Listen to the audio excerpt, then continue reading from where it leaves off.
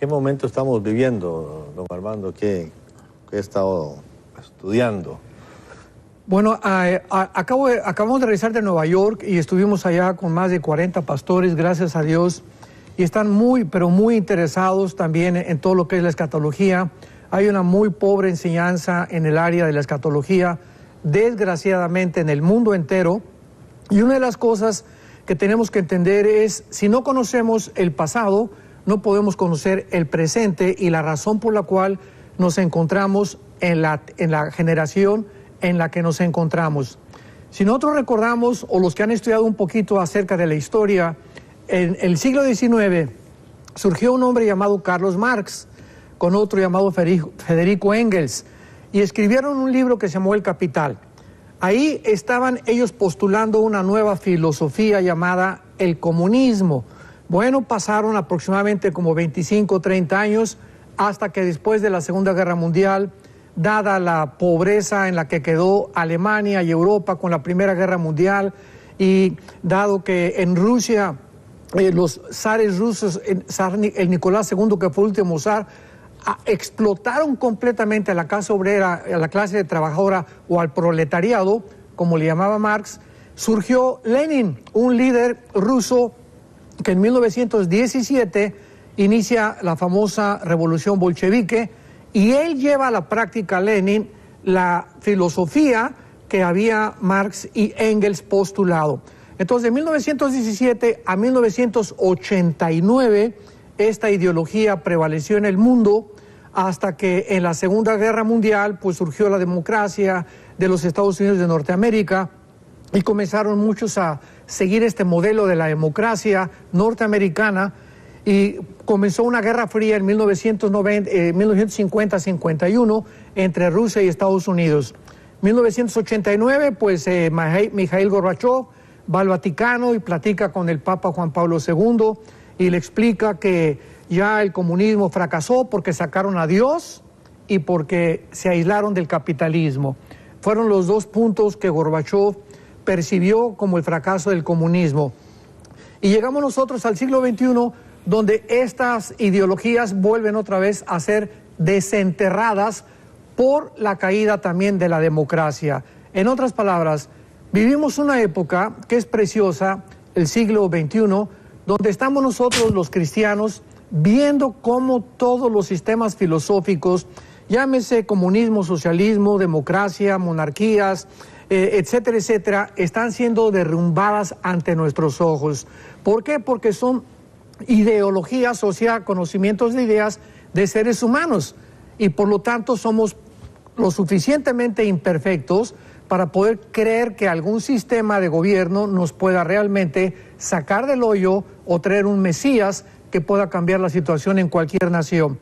Nos encontramos en este punto, y este punto es muy interesante porque es la oportunidad que la Iglesia tiene ahorita de poder enfrentar al mundo y con la Biblia destruir cualquier sistema filosófico que exista y demostrarle al mundo entero de que realmente las evidencias históricas y proféticas de la Biblia son la verdad. Nadie puede anteponerse ni tampoco discutir o mostrarse antagónicos ante evidencias tan claras, historias arqueológicas, físicas, genéticas, antropológicas, paleontológicas, etcétera, etcétera. Así que es la época en que nos encontramos, y quiero hablar un poco más adelante acerca de precisamente la tensión que hay ahorita. Estamos en el mes de julio del año 2021, que existe ya en Irán y en el Medio Oriente, y por qué hemos llegado a esta tensión que la Biblia profetizó, para también analizar que hay extremos en las profecías donde no cualquier evento relevante se puede relacionar con las profecías, y por qué debemos discernir cuáles son los eventos ahorita en el mundo que tienen relación con la Biblia para no caer en herejías. Bueno, entonces es interesante que vamos a, en primer lugar, a ver algo muy importante, ¿verdad? El error que existe en tratar de relacionar todos los eventos que están sucediendo con profecías bíblicas. Por ejemplo, en el 11 de septiembre del 2001, cuando las Torres Gemelas fueron atacadas por 19 extremistas musulmanes radicales, que estrellaron estos aviones y otros 2 más después en diferentes lugares, se comenzó a interpretar Apocalipsis 18, versículos 9 y 10, que había sido precisamente el ataque y la caída de la Gran Babilonia, porque ahí dice que pues los reyes de la tierra lloraron, hicieron lamentación por la caída de la gran ciudad. Entonces relacionaron el 11 de septiembre del 2001, el ataque a las Torres Gemelas, con Apocalipsis 18. Qué cosa tan tremenda por ignorar que Apocalipsis 18, que habla de la Babilonia comercial, no la religiosa del capítulo 17, va a suceder al final de la tribulación y antes de la venida de Jesucristo. Entonces, cuando tratamos de empujar y cuando queremos acomodar todo lo que pasa a nuestro alrededor y buscando versículos, vamos a caer en muchos errores de escatología. Otro ejemplo, las famosas lunas rojas, que hace poco han comenzado a surgir y que se relacionaron que ya venía el Apocalipsis y que la tribulación. Y las lunas rojas aparecen en Ezequiel capítulo 2 y en Hechos capítulo 2, antes de la venida de Jesucristo. El sol se oscurecerá y la luna se pondrá roja y las estrellas del cielo caerán. Entonces, ¿cómo podemos relacionar cada vez que hay un eclipse o que se ponen las lunas rojas con que ya viene la tribulación o con que ya viene el rapto? Claro. ¿De dónde sacan eso? No está en la Biblia. Es una exégesis amarillista, así le podría yo calificar. Entonces tengamos cuidado con eso. Pero voy a dar un ejemplo muy claro de que realmente podemos relacionar lo que está pasando con la Biblia, por ejemplo, en el capítulo 38 de Ezequiel. En este capítulo 38 y 39 de Ezequiel, hace 2600 años, se escribieron las siguientes palabras. Me voy a quitar los lentes para leer ahora sí sin lentes. Hijo de hombre, dice el versículo 2, pon tu rostro contra Gog en tierra de Magog. Príncipe soberano de Mesec y de Tubal. Muy bien. Rusia aparece aquí en el capítulo 38 de Ezequiel con el nombre de Magog. ¿Cómo sabemos que es Rusia los magogitas? Simplemente porque los escitas, que fueron los que comenzaron a poblar todo lo que se conoce como la zona de los magogitas y fueron conquistados por los godos, es la zona geográfica donde se encuentra ahorita Rusia. En el siglo XX, la Unión de Repúblicas Socialistas Soviéticas. Entonces, en la Biblia no encontramos muchos nombres como Rusia, como Irán, y lo relacionamos con la zona geográfica donde aparecen. De esta manera no tenemos ninguna duda de que se trate de estas naciones. Por ejemplo, en el versículo 4 de Ezequiel 38 aparecen las naciones que se van a unir a Rusia en estos tiempos en que estamos viviendo para poder atacar e invadir Israel. Versículo 5, Persia. ¿Quién es Persia en la Biblia? En 1935 se le cambió el nombre a Irán, a la República Islámica de Irán.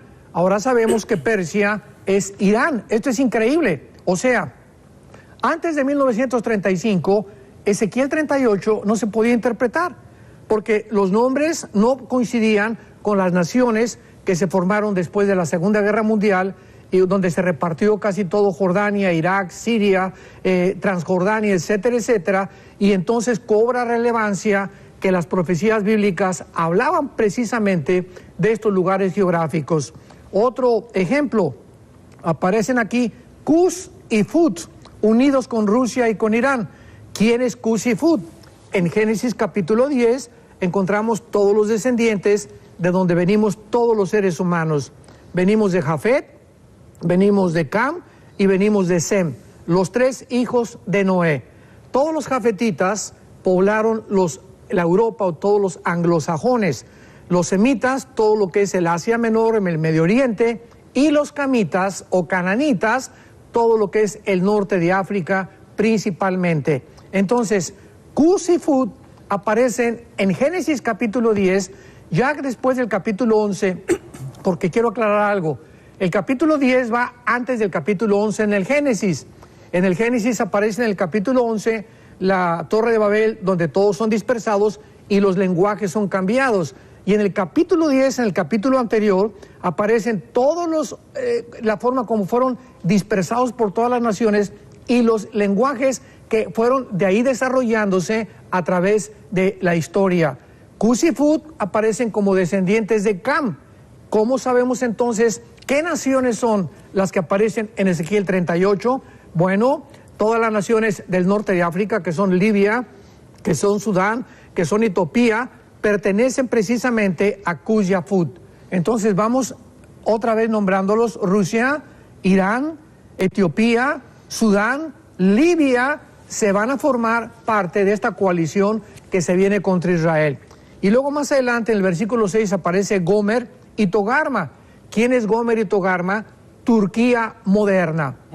Qué interesante que Turquía no ha podido adherirse ni a la Unión Europea, ni tampoco la quieren todavía los países del Asia Menor. Es como un patito feo, como un huerfanito, que ahorita el presidente Erdogan ya vio la necesidad de no quedarse aislado y se unió a Rusia, hicieron un tratado con Irán y con Siria y con China para formar una coalición económica en el Medio Oriente y de esta manera Turquía ser protegida. Así que, damas y caballeros, y ustedes que nos están observando, ¿quién puede negar que estas profecías bíblicas puedan ser una evidencia sobrenatural de que este libro que se llama la Biblia está inspirado no por seres humanos, sino por una entidad espiritual sobrenatural que la Biblia le llama Jehová, Yahweh en el hebreo? En el momento que estas naciones que se van a unir van a atacar a Israel, ¿cómo va a ser la geografía de Israel? ¿Es la geografía que conocemos ahorita o va a estar más expandida? No, ya Israel no se va a expandir más hasta que el anticristo haga un trato con ellos. Ahorita la única forma en la que se han expandido fue después de la guerra de junio de 1967, cuando el general Moshe Dayan, después de la guerra de los 6 días que le ganaron a 5 naciones árabes, conquistaron el norte, las colinas del Golán que están junto al mar de Galilea, frontera con Siria, todo lo que es la franja de Gaza, el terreno que se les dio a los palestinos, que no son palestinos, son árabes. La palabra palestino es de Palestina, que un emperador romano le cambió a Israel por una de sus esposas. Entonces no existe tal cosa como la tierra de Palestina. Los cristianos le llamamos la tierra de Israel. Y vemos también la franja de el Banco Oriental que pertenece ahorita a Jericó. Entonces ya Israel no se va a extender más. Se iban a extender hasta la península del Sinaí en Egipto, pero la Liga de Naciones los pararon y les dijeron ya no avancen más, y en la guerra de los 6 días detuvieron la ampliación de la tierra de Israel porque esta promesa va a ser completada hasta el milenio. La promesa del pacto abrámico. Ellos tienen la promesa de la tierra, nosotros la promesa espiritual del pacto abrámico. Entonces Israel va a permanecer tal como está ahorita y estamos esperando ahorita esta invasión. Y es interesante que en esta semana Irán está en una tensión tremenda contra los Estados Unidos de Norteamérica. Hay otro tema maravilloso que es las profecías de Estados Unidos en la Biblia, si aparece o no aparece, que también nos tomaría bastante tiempo, pero que podemos profundizar bastante, y es increíble que Estados Unidos tiene que desaparecer o por una guerra terrorista, o un ataque terrorista, o por una economía que tenga que doblar a esta grande nación, o por el arrebatamiento de la iglesia. Pero Estados Unidos, en las profecías bíblicas, si es que aparece en segundo o en tercer plano. Y para ello, Rusia tiene que avanzar para poder conquistar Israel. Nada más la última pregunta con respecto a este tema. Cuando sea la invasión de Israel y se unan estas naciones, ¿lo van a hacer con una ideología antisemita o con otra, basado en otra ideología? No, el antisemitismo va a culminar con la persecución del sistema religioso romano en la primera parte de la tribulación, que es la gran ramera, y después, los últimos 3 años y medio, con la persecución política del anticristo.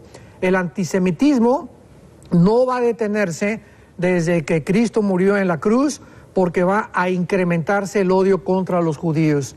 Entonces, esta guerra está motivada no solamente por el antisemitismo, sino también por motivos políticos y económicos.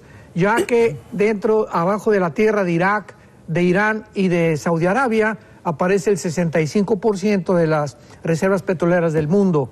Pero Israel es el enemigo de los árabes porque ellos consideran que son invasores, ya que toda esa población, de acuerdo a este pensamiento del Islam, Israel es un invasor porque ellos no son árabes, no son musulmanes y porque no les corresponde esa tierra más que a ellos.